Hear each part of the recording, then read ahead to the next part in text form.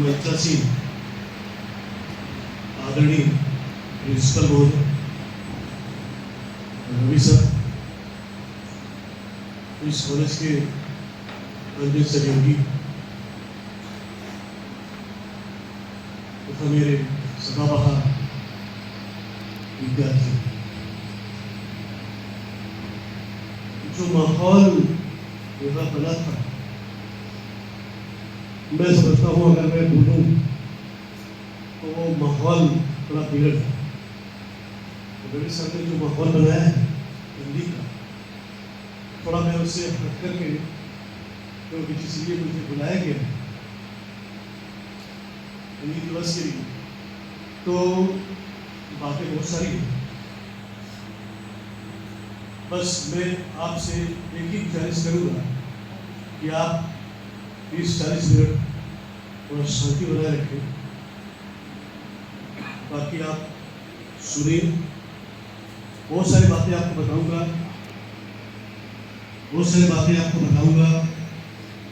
जो कि आपने पहले कभी सुनी होगी, भविष्य का पता नहीं, लेकिन शायद इसके पहले आपने कभी सुनी नहीं होगी। बहुत सारी बातें आपको बताऊंगा जो कि जिन्हें सुनने के बाद आपकी रोटी खड़ी हो जाएगी, क्योंकि हिंदी दिवस है।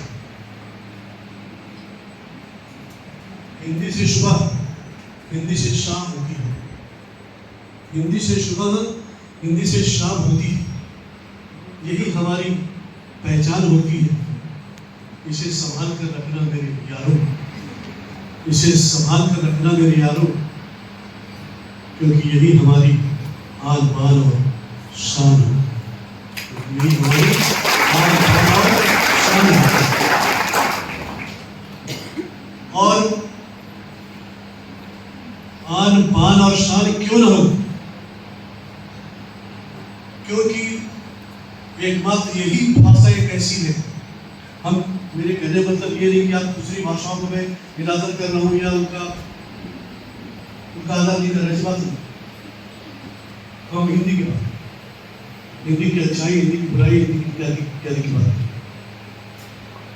एक बात यही एक भाषा है कि जो अ से अनपढ़ से शुरू होकर, अ से अनपढ़ से शुरू होकर ज्ञान से ज्ञान तक जाके समाप्त। अब हम बात करते हैं हिंदी दिवस क्यों मनाया जाए। पूरे देश में, पूरे विश्व में मनाई जा रही है, यहाँ तक कि पखवाड़ा भी मनाया जा रहा है। 15 दिनों का पखवाड़ा अपने अपने हिसाब से, अपने सुविधा के अनुसार लोग मनाते हैं। तो हिंदी दिवस क्यों मनाई जाए, इसको मनाने का प्रयोजन क्या है, इसको मनाने का तात्पर्य क्या है, इसका मनाने का उद्देश्य क्या है, इसको मनाने का मकसद क्या है। आप अपना जन्मदिन मनाते हैं ना, आप अपना जन्मदिन मनाते हैं, अपने पिता का जन्मदिन मनाते हो, माता का जन्मदिन मनाते हो, टीचर का जन्मदिन मनाते हो, भाषा का जन्मदिन क्यों नहीं मनाए। फिर भी कुछ कारण है जिसके लिए हमको हिंदी दिवस हमको मनाना चाहिए। मैं बात शुरुआत से करता हूँ कि एक समय था जब आपको मालूम होना चाहिए और मालूम भी होगा कि अंग्रेजों का राज था यहाँ पर, और अंग्रेजों के जाने के बाद कुछ अंग्रेजी स्वार्थी लोग थे अपने को, क्योंकि अंग्रेजी बोलते थे कुछ लोग, अंग्रेजों के जाने के बाद तो कुछ लोग जो अंग्रेजी बोलने वाले रह गए थे, वे अपने को हाई सोसाइटी, हाई प्रोफाइल वगैरह वगैरह, जैसा कि आप समझते हैं ना, हमारे मन की एक धारणा हो गई है कि जो अंग्रेजी बोलता है वो अच्छे लोग होते हैं और उनके पास ज्ञान होता है, बुद्धि होता है। ये सारी धारणा उस वक्त भी थी, यानी 1800-1900 में भी ये बात थी।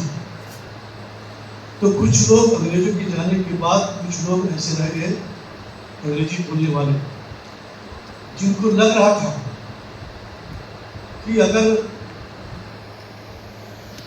हिंदी राष्ट्रभाषा बन गई तो उनका क्या, क्योंकि उस वक्त जो अंग्रेजी सरकार में जो पद, प्रतिष्ठा, नौकरी चाकरी जो लोग थे, वे लोग अंग्रेजी बोल रहे थे। तो वे लोग, उन लोगों को चिंता हो गई कि अगर हिंदी राष्ट्रभाषा बन गई तो हमारा पद कहाँ जाएगा, हमारी प्रतिष्ठा कहाँ जाएगी। इस बात की भी चिंता हो गई। तब कुछ लोगों ने मिलकर एक आंदोलन शुरू कर दिया अंग्रेजी को राष्ट्रभाषा बनाने के लिए, क्योंकि वे लोग पोस्ट पर थे, ऊंचे ऊंचे ओहदे पर थे, इसलिए अंग्रेजी को राष्ट्रभाषा बनाने के लिए उन्होंने जोर दिया। लेकिन क्योंकि अंग्रेजी बोलने वाले मुश्किल से गिनती के होंगे और क्योंकि देश की जनसंख्या उस वक्त करीब 30 करोड़ थी, 30 करोड़ में कम से कम मतलब 20 करोड़ के आसपास तो हिंदी लोग जानते थे, अगर नहीं जानते थे तो समझते थे, बोलते भी थे, यानी बोलते भी थे, समझते भी थे।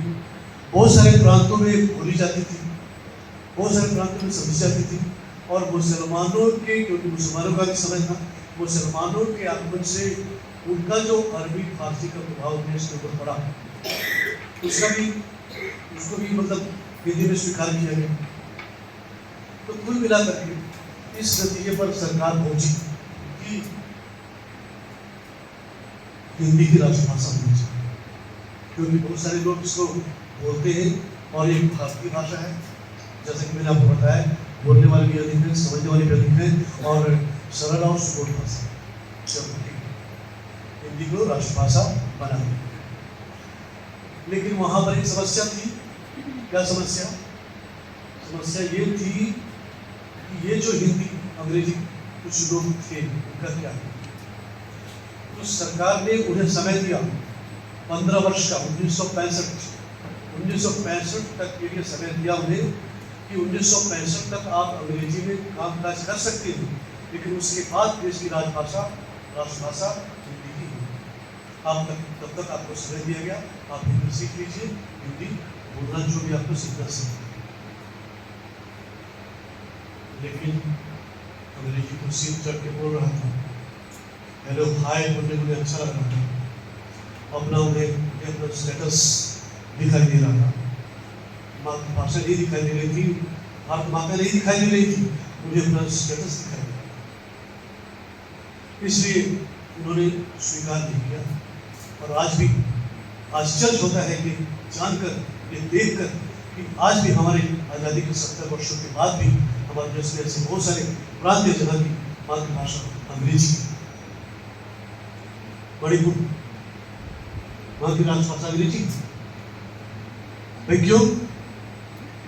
भारत में कितने सारे सभी, कहीं उड़िया बोली जाती है, कहीं बिहारी बोली जाती है, कहीं गुजराती बोली जाती है, कहीं मराठी बोली जाती है, कहीं तमिल बोली जाती है।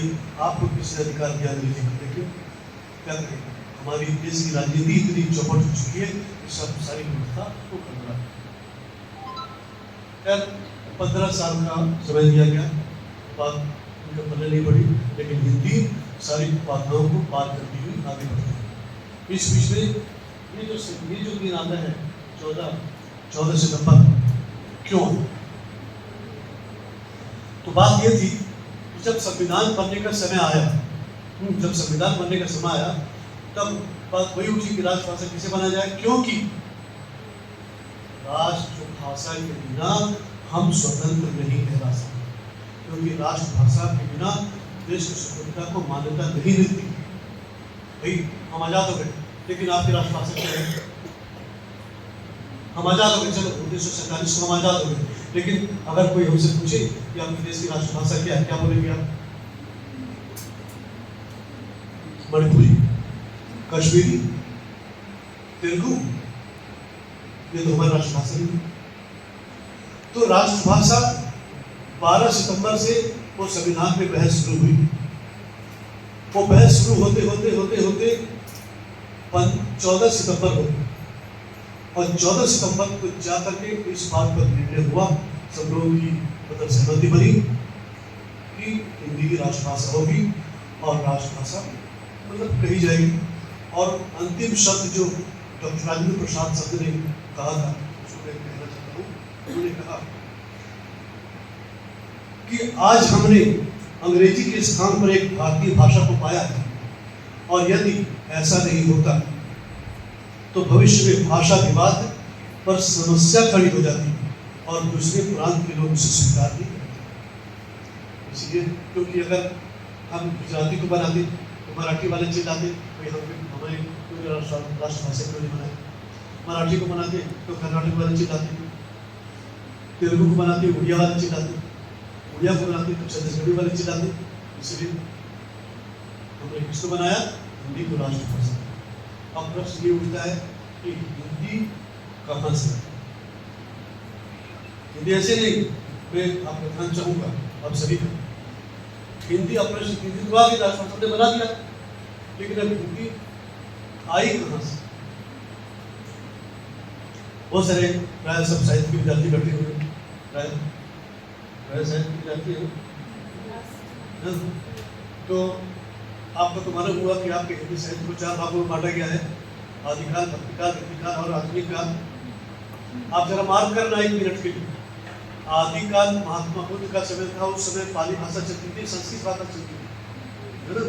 पाली भाषा चलती थी, संस्कृत भाषा चलती थी और प्राकृत अपभ्रंश चल रही थी। चलो ठीक, लेकिन हिंदी कहीं थी क्या? हिंदी कहीं नहीं। आदिकाल खत्म। उसके बाद भक्तिकाल आया, भक्तिकाल आया, सूरदास आए, तुलसीदास आए, मीराबाई आई, रसखान आए, दुनिया भर के आए। सूरदास की भाषा क्या थी? ब्रज भाषा। तुलसीदास की भाषा क्या थी? अवधी भाषा थी। रसखान की भाषा क्या थी? ब्रज अवधी मिक्स थी, ब्रज ज्यादा थी। यानी भक्तिकाल के बीच कबीरदास भी आए उसी में। कबीरदास की भाषा क्या थी? छत्तीसगढ़ी भाषा। भक्तिकाल में भी अवधि चली, ब्रज चला, छत्तीसगढ़ी चली, राजस्थानी चली, क्षेत्रीय भाषाएं चली, लेकिन कहीं भी आपका हिंदी। उसके बाद फिर रीतिकाल। रीतिकाल में आप नाम सुना होगा, बिहारी और रहीम जैसे कवि लोग आए, उन लोगों ने भी किस भाषा का सहारा लिया? अवधी और ब्रज, बाकी क्षेत्रीय भाषाएं उन्होंने। यानी 1050 से लेकर के 1900 तक हिंदी का कहीं नामो निशान नहीं। 1050 से लेकर के 1900 हिंदी का कहीं नामो निशान। कहाँ से आएगा? आगे थोड़ा इंटरेस्टिंग है, आप जरा समझिए। अगर अंग्रेजों का हमारे देश के ऊपर अभिशाप है, तो अंग्रेजों का हमारे देश के ऊपर एक वरदान है, क्योंकि वे लोग बुद्धिवादी थे। जब वे हमारे देश में हमारे देश को लूटने के लिए आए थे, हमारे देश को प्यार करने नहीं आए थे, भारत माता के साथ प्रेम करने नहीं आए थे, वो भारत माता के देश को लूट के आए थे, देश के सभ्यता, देश की संस्कृति को लूट करके लूटने के लिए आए और लूट करके चले भी गए, और अच्छी तरह से। जब वे 12 पहाड़ी वादियों के अंदर जा करके जा सकते हैं और घुस सकते हैं और पकड़ सकते हैं, तो आप समझिए कहाँ गए।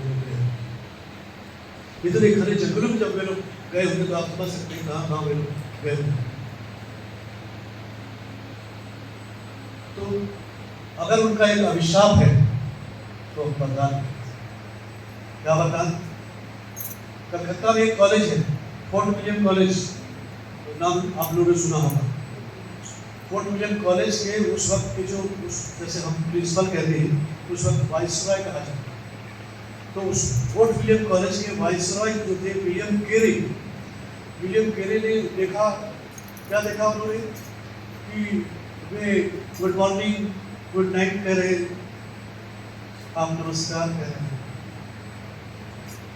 वे हेलो कह रहे, आप उड़िया बोल रहे हैं, वे हेलो हाय कर रहे हैं, आप तमिल बोल रहे हैं, वे good morning good night how are you बोल रहे हैं, आप मणिपुरी बोल रहे हैं, आप तमिल बोल रहे हैं, आप तेलुगु बोल रहे हैं, आप उड़िया बोल रहे हैं, आप कितना सिद्धा बोल रहे हैं।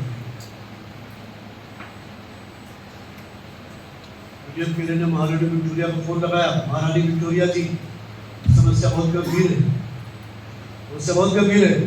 तो क्या गंभीर है? ये गंभीर ये है कि हम तो इस देश को लूटने के लिए आए थे, लेकिन मुसीबत ये है कि ना हम उनकी भाषा समझ पा रहे हैं और ना हम ना उनको हम समझ पा रहे ना हम उनको समझ। हम कुछ बोल रहे हैं वो कुछ समझ रहे, वो कुछ बोल रहे हैं हम समझ रहे, ना फिर हमें समझ रहे ना हम उनको समझ रहे। ऐसे में अगर आपने कुछ नहीं किया तो ये जो सोने की चिड़िया है ना, सोने की चिड़िया कही, ये जो सोने की चिड़िया है ना, सोने की चिड़िया को कोई और लेके चला जाएगा। पहले सोने की चिड़िया पिंजरे से निकल जाएगी, फिर आप वहां बैठे रहना बिल्कुल बैठे। लेकिन वही तो उपाय करना होगा। ये तो सोने की चिड़िया इतनी सुंदर संस्कृति सभ्यता एकमात्र ऐसे देश जहाँ सर्दी गर्मी बरसात वगैरह वगैरह सारी चीजें होती है और हर सीजन में हर चीज वाकई समझता है। तो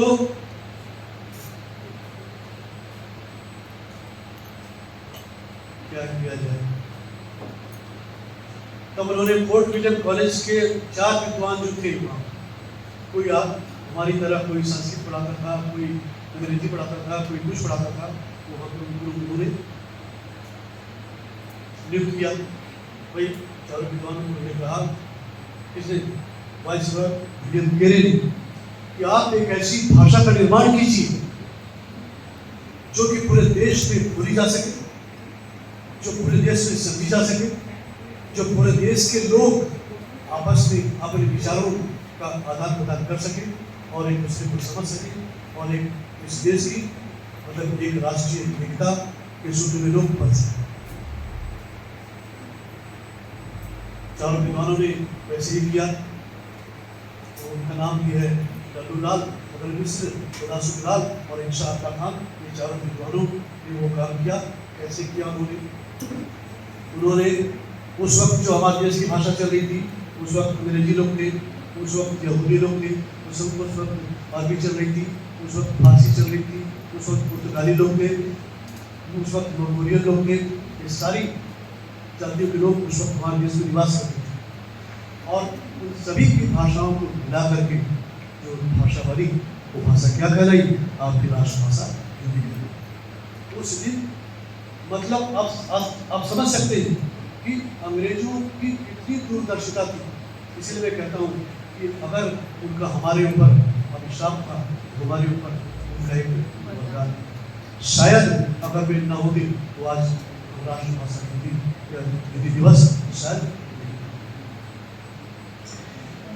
तो आज से कई वर्षों पहले अंग्रेजों को ये बात समझ में आ गई थी, लेकिन 70 साल से हमारी सरकार को ये बात समझ में नहीं आ रही कि देश की राष्ट्रभाषा क्या होनी चाहिए और कैसी होनी चाहिए और किसने करनी चाहिए।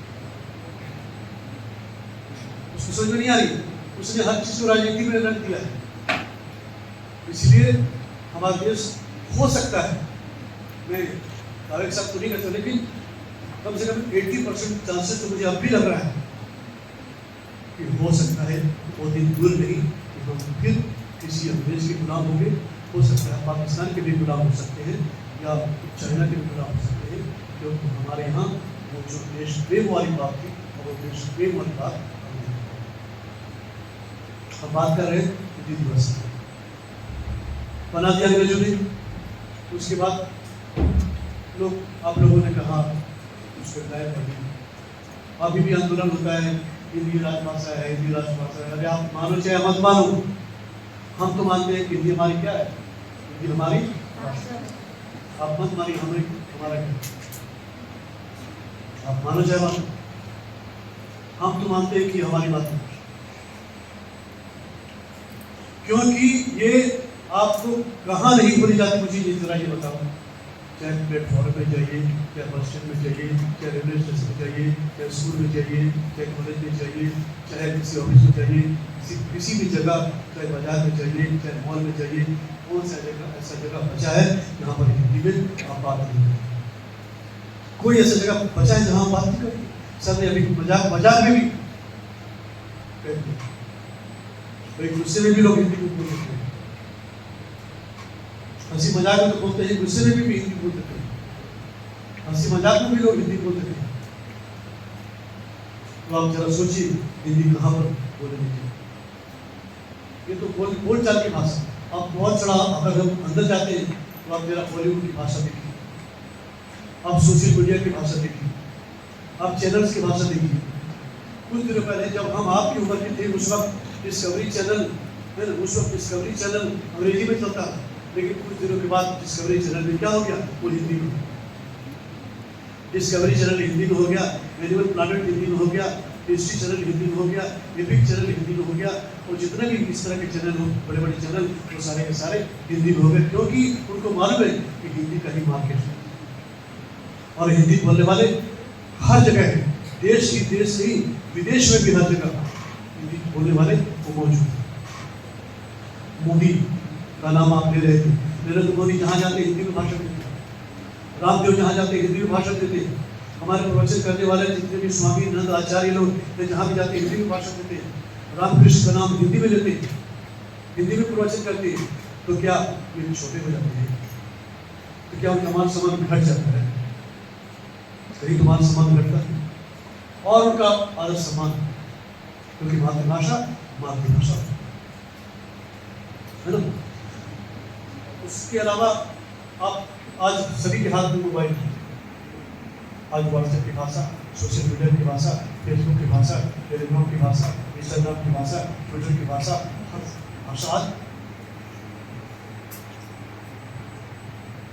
जब सब जगह हिंदी बोली जा रही है, हिंदी दिवस क्यों नहीं, सब जगह हिंदी में आप बात करें, जरा आप सोचिए कि 2 मिनट के लिए आप सोचिए, मैं मना नहीं कर रहा हूँ, अंग्रेजी मतलब खराब भाषा है, ये भाषा है, हमारा उससे कोई दुश्मनी नहीं है, हम दुश्मनी की बात नहीं कर रहे।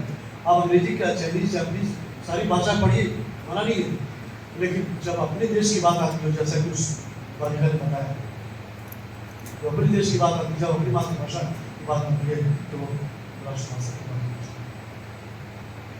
क्योंकि यही हमारी आन बान और क्या होती है, हमारी आन बान और शान होती है, हमारा इज्जत होता है। लेकिन अंग्रेजी हमारे ऊपर हावी है, हमारे यहाँ आप लोग को हम लोग से जो भारतीय,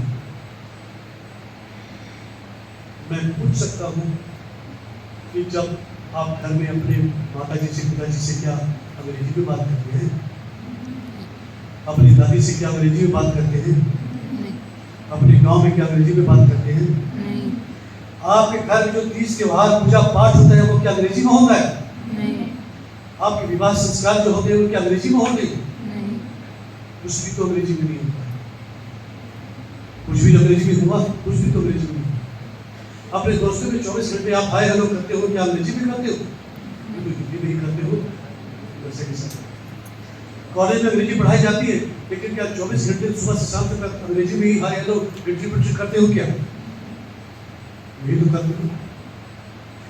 आप कहीं भी किसी पब्लिक स्कूल में जाकर देख लेना, नाम तो है पब्लिक स्कूल, हाँ में अंग्रेजी पढ़ाई जाती है, जरा उनको जाके देखना जरा कि वो लोग अंग्रेजी में बात करते हैं क्या?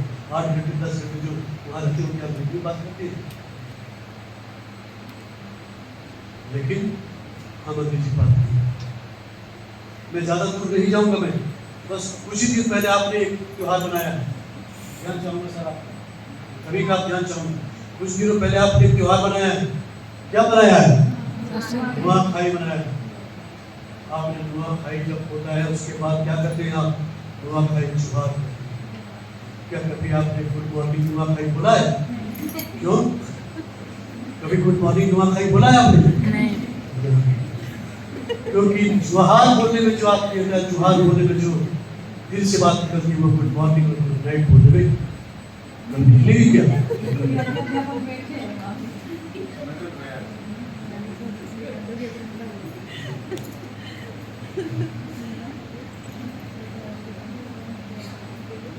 मतलब कभी आपने बोल के भी देखना, अंकल गुड मॉर्निंग नुआखाई जरा बोल के देखना,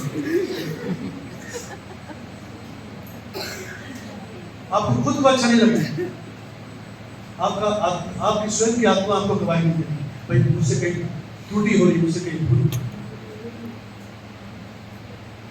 ये होती है मातृभाषा की शक्ति, ये होती है आत्मीयता की शक्ति, ये होती है मिट्टी की शक्ति। हर साल आप करते हैं, हर साल मनाई जाती है।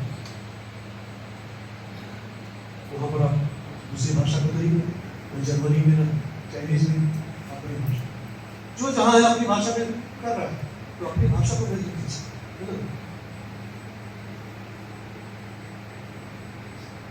क्योंकि अगर हम एजुकेशन की भी बात करें तो वहां भी होना ये चाहिए कि जैसे हमारा उड़ीसा होना क्या चाहिए, या तो हिंदी में पढ़ाई होनी चाहिए, या अगर हिंदी नहीं हो सकती है तो उड़िया में पढ़ाई, जैसा कि आप लोग पढ़ रहे हैं।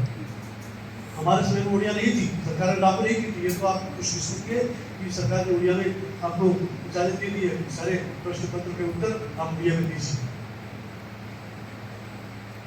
लेकिन हमारे समय ऐसा नहीं था, हमको अंग्रेजी में लिखना था। और 70 साल हो चुके, आज भी अंग्रेजी हमारे बच्चों के लिए, हमारे विद्यार्थियों के लिए सिर दर्द बना हुआ, विद्यार्थी बड़ों के लिए भी सिर दर्द बना हुआ। लेकिन हमारी सरकार के लिए सिर दर्द नहीं, हमारी सरकार को ये बात समझ में नहीं आती। नहीं, अंग्रेजी में लिखो सर, हमको तो मालूम नहीं, हम लिखे कैसे, कि हमारी मिट्टी की भाषा नहीं है, हमारी मातृभाषा नहीं, हम लिखे कैसे, हमारे अंदर से वो निकल ही नहीं रहा।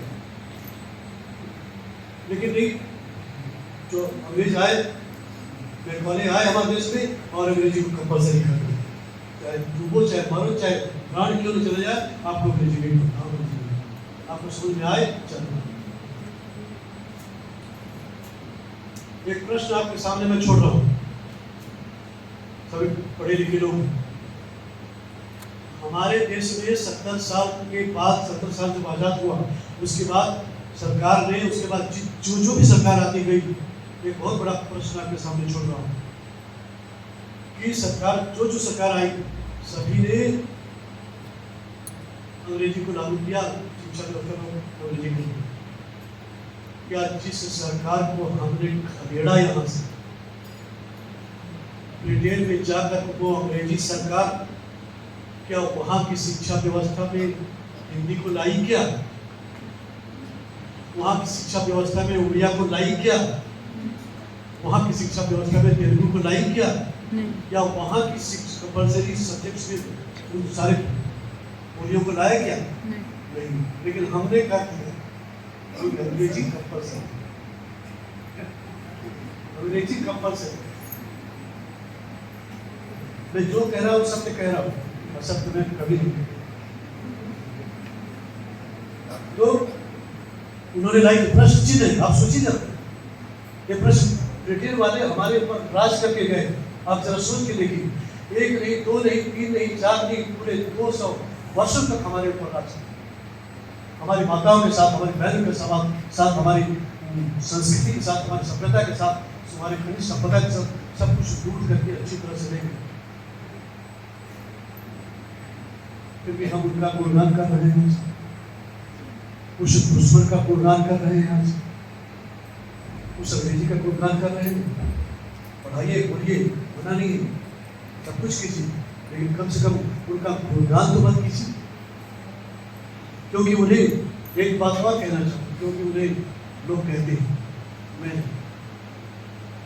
तो सिर्फ सुनता हूँ और जो सुना हूँ वो भी आपसे। एक चीज और उन्होंने सिखाया, बहुत ही बुरी बात उन्होंने सिखाई। एक तो फूट डाल के चले गए, चलिए हट गई, हिंदू मुसलमान लड़ रहे हैं आज। एक बहुत बुरी बात उन्होंने सिखाई कि तुम भारतीय लोग हमें क्या बोलोगे, हमें सर बोलो, सर, SIR,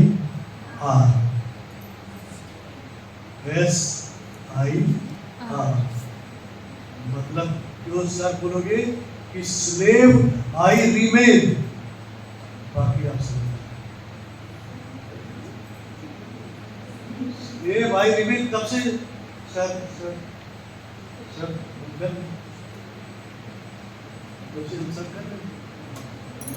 क्योंकि उन्होंने हमें कहीं का नहीं छोड़ा, किसी क्षेत्र में हमें नहीं छोड़ा, इसलिए हम नहीं सकते। पढ़िए मना नहीं, पढ़िए मना नहीं, लेकिन कम से कम उनका गुणगान तो बोलो, ये तो एक बात। अंग्रेजी क्यों, हिंदी दिवस क्यों मनाए, ये तो दूसरी बात है। हमारी सरकार ने हिंदी को और बढ़ावा देने के लिए उन्होंने विश्व हिंदी सम्मेलन का निर्माण किया है। और विश्व हिंदी सम्मेलन जो कि पूरे विश्व में मनाई जाती है, केवल हमारे देश में, हमारे देश में अपने स्तर पर हिंदी दिवस मनाते हैं, लेकिन विश्व हिंदी सम्मेलन पूरे विश्व में मनाई जाती है। किस लिए? हिंदी को बढ़ावा देने, हिंदी का प्रचार प्रसार करने के। और इस सिलसिले में, इस क्रम में लगभग 10 विश्व हिंदी सम्मेलन हो चुके हैं। मैं पूरा डिटेल में नहीं जाऊंगा। इसमें पहला विश्व हिंदी सम्मेलन 11 जनवरी, दूसरा 20 अगस्त 1976, तीसरा 28 अक्टूबर 1983, उसके बाद 2 दिसंबर 1993, चौथा 4 अप्रैल 1996, उसके बाद छठवां 14 सितंबर 1999, सातवां 6 जून 2003, आठवां 13 जुलाई 2007। ऐसे करके 10 मनाए गए। और कहाँ मनाए गए जरा आप सुनिए। नागपुर, पहला नागपुर में मनाया गया, उसके बाद मॉरिशस में मनाया गया, दिल्ली में मनाया गया, फिर port of Spain West Indies में मनाया गया, फिर इंग्लैंड, फिर सूरीनाम दक्षिण अफ्रीका, फिर न्यूयॉर्क, फिर जोहान्सबर्ग, उसके बाद भोपाल।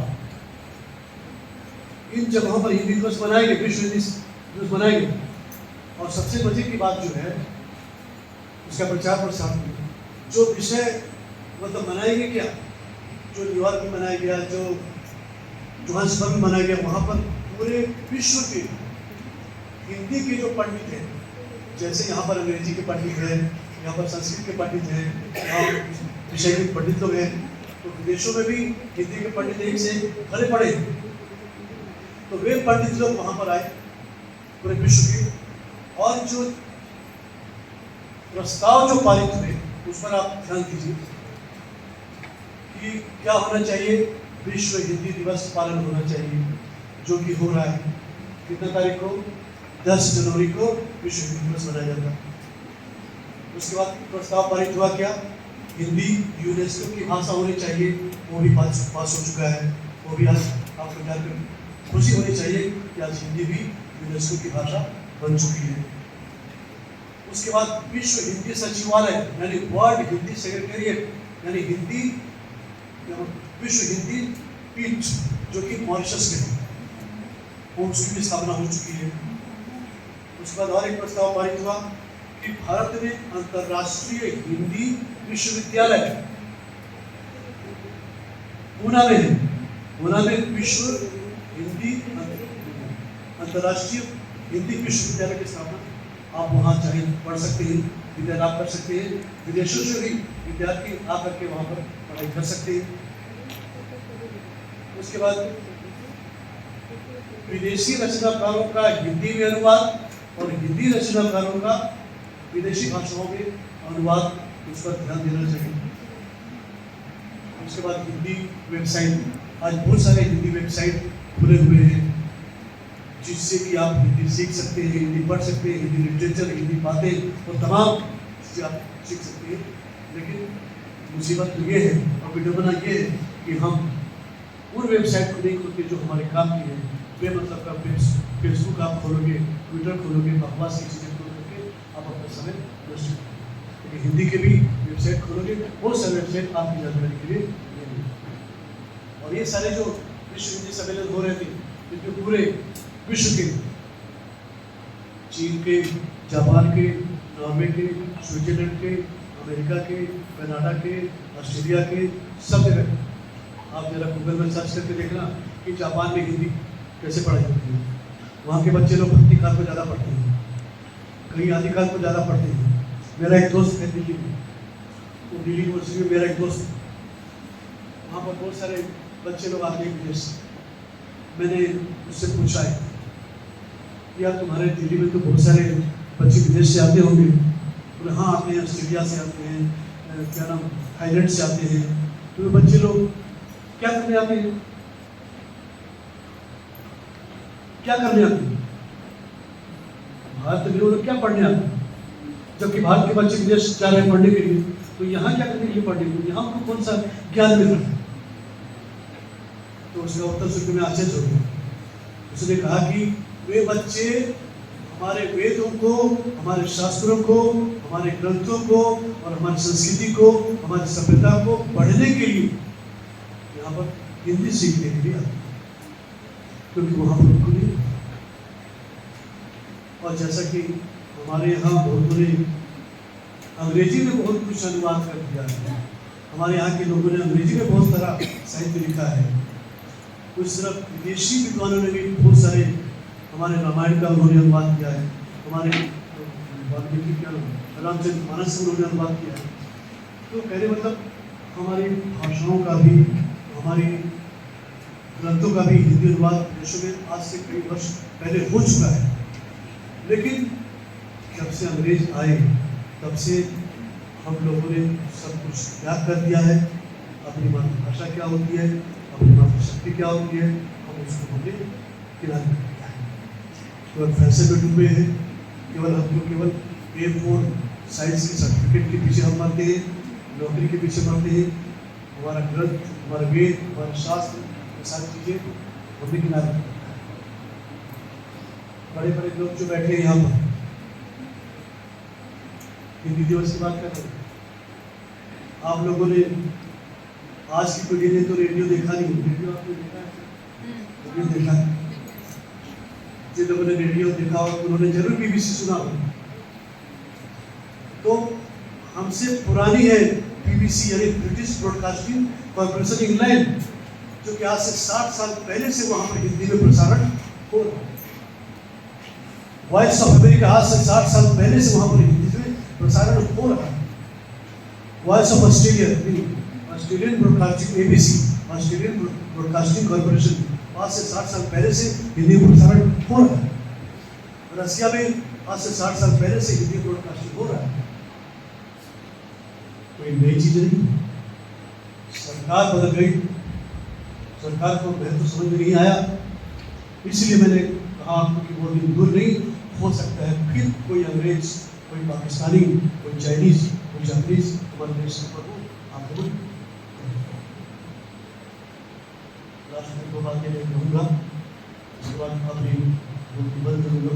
और ये 2 बातें आपको, आपके लिए, सभी के लिए बहुत ही महत्वपूर्ण है। इसको आप अवश्य सुनिए और आप सोचिए, ये प्रश्न आपके सामने मिले। आजाद हुए हमें 75 साल हुए, यानी हिंदी को भी 75 साल हुए, जबकि अंग्रेजों को पूरे विश्व में अंग्रेजी लाने के लिए 400 साल लगे। जब अंग्रेजों को पूरे विश्व में अंग्रेजी लाने के लिए 400 साल लगे, तो अभी तो हम 75 साल, तो 75 साल में तो हम कहां से कहां पहुंच चुके। तो आने वाले दिन में आप इंतजार कीजिए, हो सकता है कि बहुत दिन दूर नहीं कि हिंदी का पूरे विश्व की भाषा बने, क्योंकि यूनेस्को की भाषा हो चुकी।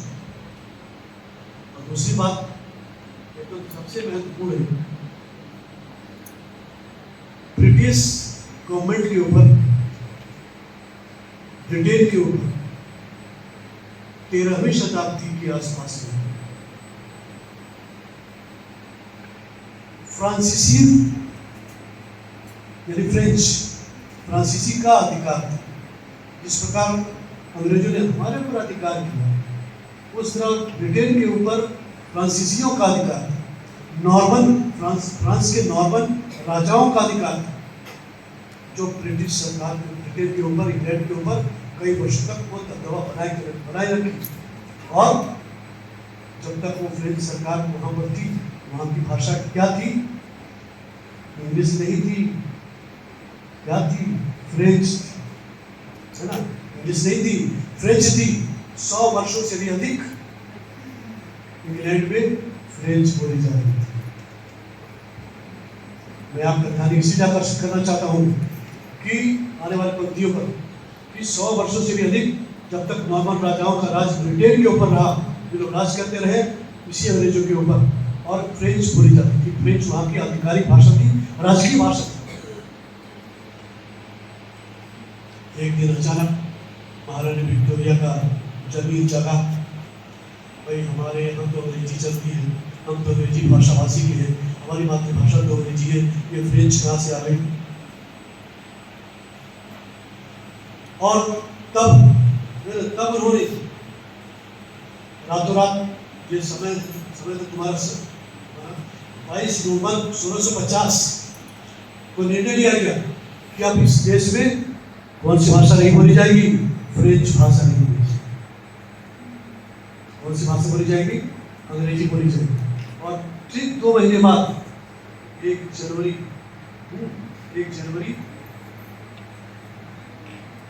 1651 में ठीक उसी प्रकार बंद कर दिया गया जिस प्रकार नरेंद्र मोदी ने दूसरे दिन से ही 500 के नोट बंद कर दिए। 500 के नोट बंद हो जाएंगे, कौन से नोट चलेंगे, 2000 के नोट चलेंगे। उसी तरह दूसरे दिन से ही फ्रेंच भाषा जो भी अगर बोलेगा उसको 50 पौंड जुर्माना लगा था। और दूसरे दिन से ही वहाँ क्या हो गया, अंग्रेजी बोल गया। तो जब अंग्रेज का जमीर जा सकता है, अपनी मातृभाषा के लिए लोग इतना बड़ा कदम उठा सकते हैं, तो हमारा क्या, हमारे अंदर क्या खून नहीं बहता, हमारे अंदर क्या रक्त नहीं बहता, हमारा जमीर क्यों सो गया है, हमारी आत्मा क्यों मर गई है, हम क्यों अंग्रेजी का खून करते हैं। अपनी आत्मा को जगाइए, अपने देश की पहचान को समझिए। आपने कुछ जानकारी ने अपने भारत माता के लिए कही थी,